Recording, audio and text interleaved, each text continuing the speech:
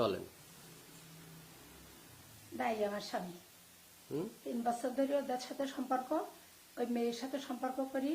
এখানে কিন্তু টাকা পয়সা টয়সা সব কিছু দেয়, খাবার দাবার সব নিয়ে যায়।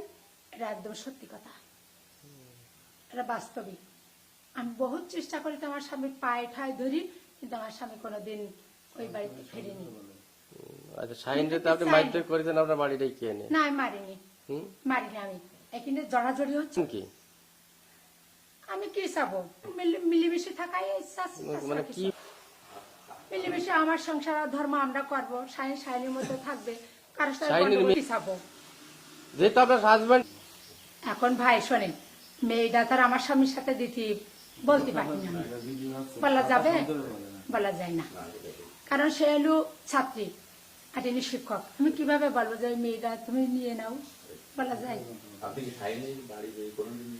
আমি ওদের বাড়ি, আমি আল্লাহর কি বলতে 3 বছরের ভিতরে কোনোদিন আমি ওদের বাড়ি পা দিইনি।